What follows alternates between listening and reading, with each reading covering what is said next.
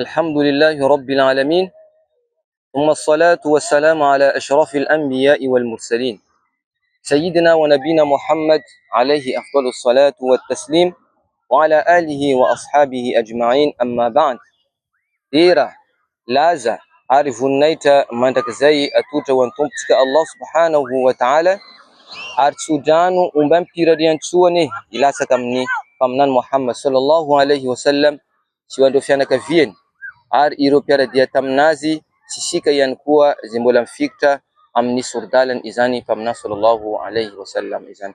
Ripiny silamo ajaina, ny zanak'olombelona na ny olombelona rehetra eto ambonin'ny tany dia samy vaky asa loha hoe ahoana ny fomba azahoana izany maly izany na harena. Misy ma efa hoe nomeny Allah subhanahu wa ta'ala nefa tsy mahay mankasitraka, misy ihany koa ny mitretre amin'ny rizikinazy tsy mety mitombo na tsy mety mahazo na kely izany rizikinazy zany eo amin'ny fiainanazy. Ka misy ihany ny maro zany io karazana ino toe-javatra reo iainantsika eo anivon'ny fiarahamonina, ary ny olombelona rehetra dia sahirana mitady ino ary lalana ahafahana hampitombo izany harena zany eo amin'ny fiainan'izy ireo. Ka ny finoana al-Islam dia mampianatra anantsika, manome antsika ireo karazana astuce maro samihafa izay efa niraketina amin'ny bokin'ny Quran al-Karim sy amin'ny fampianaran'ny mpaminà sallallahu alayhi wa sallam, fa nizaniza olona himpino Islam manatanteraka antsakany sandavany ireo zavatra ireo dia tsy maintsy tafaboaka izy eo amin'ny fiainana. Ka nankiaty inshallah zay izara aminantsika hoe ino lalana ataontsika mba ahafahantsika ahazo na hanatombo bebe kokoa izany maly na harena zay efa ho ampelantanantsika izany inshallah ta'ala. Ka arao jusqu'à amin'ny farany ary ity vidéo ity inshallah. Voalohany amin'izany raha sitraka ny tombotsika Allah subhanahu wa ta'ala dia ny fananantsika ny taqwa Allah. Ny taqwa Allah na ny fatahorantsika ny Allah subhanahu wa ta'ala dia nisan'ny lalana lehibe ahafahantsika mahatratra izany tanjona hoe azahoantsika izany maly zany na ampitombo izany riziky efa nomeny tombotsika Allah subhanahu wa ta'ala izany. Inona mbarany tombotsika Allah subhanahu wa ta'ala ao anatin'ny Quran al-Karim manamarina izany teny izany. قال الله تعالى ومن يتق الله يجعل له مخرجا ويرزقه من حيث لا يحتسب. Nambarany tombotsika Allah subhanahu wa ta'ala fa hoe nizaniza ny olona zay hoe matahotra tombotsika Allah subhanahu wa ta'ala, Allah dia hanome azy zany hoe fahalalana libre tanteraka zany Allah mamahazy anatin'ny olana maro samihafa zay hoe mety hanahirana anazy eo amin'ny fiainana. Zany hoe mazava ho azy rizikintsika raha jiaby mety hanahirana zanak'olombelo eo amin'ny fiainana. Wa yarzuquhu min haythu la yahtasib, vokatra ny fananantsika izany taqwa Allah izany dia Allah subhanahu wa ta'ala hanome antsika riziky zay hoe tsy araka ny kadikady zay efa napetraka antsika teo amin'ny fiainantsika. Ka zany mampianatra anantsika fa anisan'ny lalana voalohany zany ahafahantsika mahazo manatombo zany riziky zany dia taqwa Allah subhanahu wa ta'ala inshallah. Faharoa amin'izany ripiny silamo ajaina dia al-istighfar wa tauba. Fanaovantsika istighfar na fitenenantsika hoe astaghfirullah, ndaka fibibatsika sincère ampo madio tanteraka amin'ny tombotsika Allah subhanahu wa ta'ala. Ka tombotsika Allah subhanahu wa ta'ala ny teniny zany ao anatin'ny Quran al-Karim manao hoe فقلت استغفروا ربكم إنه كان غفارا يرسل السماء عليكم مدرارا إلى آخر الآية. Allah subhanahu wa ta'ala zany naniraka anantsika amin'ny lelany mpaminà Nuh alayhi salam miteny manao hoe aoka ianareo hiteny zany istighfar zany, mitenena anareo nambarany Allah hoe istighfar, manaova anareo fibibana amin'ny tombotsika Allah subhanahu wa ta'ala, fitenena hoe astaghfirullah astaghfirullah innahu kana ghaffara, fa tombotsika Allah subhanahu wa ta'ala dia mpamila heloka tanteraka izany tombotsika Allah subhanahu wa ta'ala izany. Aorian'izany raha ohatra tsika manatanteraka zany istighfar zany nambarany Allah yursili samaa alaykum midarara, huwa latsaka ny Allah subhanahu wa ta'ala izany orana na mahalegny, raha fa milatsaka ny mahalegny mazava ho azy velona ireo voly zay amboletsika ary ireo biby zay ompitsika ihany koa dia mahazo sakafo zay sahazanandreo na miaraka ny hitatsika eo amin'ny fiarahamonina atsika zany. Yursili samaa alaykum midara wa yumdidakum bi amwalin wa banin, vokatra ny fanaovantsika zany istighfar zany Allah subhanahu wa ta'ala mampitombo ny maly eo ampelantanantsika. Wa yumdidakum bi amwalin wa banin, ndaka zanaka, satria io ihany no tena hoe zavatra roa io no manahirana ny sainan'ny zanak'olombelo eto ambonin'ny tany. Araka nambarany Allah subhanahu wa ta'ala anatin'ny Quran amin'ny suratul Kahf, al-mal wal banuna zinatul hayatid dunya. Ny harena ndaka zanaka nambaran'ny Allah subhanahu wa ta'ala, io no zina haingony zany doniatsika izany ka tsisy olo tsy mitsakaraka an'izany. Ka eto Allah subhanahu wa ta'ala manomena antsika solution zany mba ahafahantsika mahazo io zavatra anakiroa zay manahirana ny sainan'ny zanak'olombelona io. Ka aoka antsika zany anatanteraka izany teny hoe astaghfirullah, zany hoe lamalamao mandoa lelantsika amin'ny fitenenana hoe astaghfirullah. Ary aoka ihany koa tsika hibebaka amin'ny tombotsika Allah subhanahu wa ta'ala hanao tauba, satria vokatry ny fahotana maro samihafa zay vitantsika eo amin'ny fiainantsika, anisany antony mampijanona izany rizikitsika amin'ny Allah subhanahu wa ta'ala. Ka fahotana anisany asbab zany mampicoince izany rizikitsika zany. Ka insha Allah atsika sady hanatanteraka le istighfar ndaka hanao tauba na fibibana taubatan nasuha araka ny teny Allah subhanahu wa ta'ala izy mikaiky atsika hoe oy anareo mpino, tubu ila Allahi taubatan nasuha, mibibana reo amin'ny Allah amin'ny fibibana marina fa tsisy vandivandy ao anatin'izany. Fahatelo amin'izany lalana afahany hoe rizikitsika hitombo zany dia silatur rahim.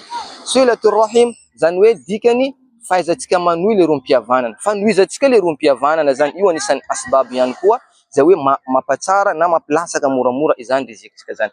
Le teny mpaminantsika sallallahu alayhi wa sallam manao hoe man ahabba an yabsuta lahu rizqihi wa yunsa lahu fi athari falyasir rahima. Namparampaminany zay olo mila misakaraka hoe rizikinazy hosokafany Allah subhanahu wa ta'ala, naka izy zany fandalovany teto antany zany mba hoe misy karazana trasy zany ny fandalovany teto antany, aoka izy nambarany mpaminany sallallahu alayhi wa sallam hanohy izany rompihavanana zany. Zany efa hitantsika eo anivon'ny fiarahamoninatsika fa matetika fa miniminisetsika fa tsy asitsika fotony loatra izany resaka hoe fanohizana rompihavanana zany. Ary misy sasany miteny ihany koa hoe malaza io teny izy koa fa lalina tsy mandalo amin'ny varavaran'ny tranonao, lala mandeha amin'ny paradisa, za tsy mivaky lohana anao. Nefa azadinantsika fa tsy fivakitsika izany rompihavanana zany dia anisan'ny lalana mampatonga atsika mahay mahantra ndaka masikiny fa diranovana eto amin'ny fiainantsika ry mpino silamantsy. Ka aoka atsika zany hitandrina lalandava, hitandrina tena hitandrina tahaka ny anak'Andriamaso izany rompihavanana izany, fa insha Allah hosokafany tombotsika Allah subhanahu wa ta'ala ny rizikitsika. Possible na le olona zay hoe nanao le erreur taminantsika, mety izy misy ny diso, ewa logika izy diso, fa mandana anao manaova premier pas faraka ny teny tombotsika Allah subhanahu wa ta'ala. Zay olo manana famelan-keloka namany, Allah manome azy fanomezana zay tsy tambohisana. Ka aoka atsika insha Allah mba anisany ireo olona tsy voalohany na tsy anatiny le hoe lalana mpanapaka izany rompihavanana izany insha Allahu ta'ala. Farany manaraka insha Allah dia at-tawakkul ala Allah, ny fahaizantsika mametraka tokotsika amin'ny tombotsika Allah subhanahu wa ta'ala. Araka ny teny mpaminany sallallahu alayhi wa sallam manao hoe law annakum tatawakkaluna ala Allah haqqa tawakkuli. Nambarany mpaminany sallallahu alayhi wa sallam ila amin'ny isika amin'ny farany hadis mpaminany miteny hoe izy koa atsika nambarany mpaminany, izy koa anareo mahay mahavita mametraka fatokisanareo amin'ny Allah subhanahu wa ta'ala, amin'ny fatokisana amin'ny ankitiny anareo dia omeny Allah subhanahu wa ta'ala riziky karaha izy manome riziky vorona. Karakory ma vorona izy koa fa miboaka an-tranonazy, izy tsisy atasy aloha hoe aya pahala koa hitako hany, aya toerana hitako sakafo, fa izy miboaka, izy tsisy souci hoe aya mety ahitako an'izany, fa nefa izy mipody hariva kibinazy feno. Karaha ohatra ka atsika zany manana tendance, manana fahazarana atsika mametraka tokotsika amin'ny Allah, ndaka atsika manao effort ihany koa eo amin'ny fiainantsika, dia mazava ho azy fa Allah subhanahu wa ta'ala mihitsy ilatsaka anampy atsika eo amin'ny fiainantsika. Ka io anisan'ny lalana ihany koa mahatonga rizikitsika hisokatra, ny fahaizantsika mametraka tokotsika amin'ny tombotsika Allah subhanahu wa ta'ala. Manaraka amin'izany ashukru lillah, atsika mila mahay mankasitraka ihany koa zany amin'ireo karazana hasoavana maro samihafa izay nomeny tombotsika Allah subhanahu wa ta'ala aminantsika amin'ny fiainantsika.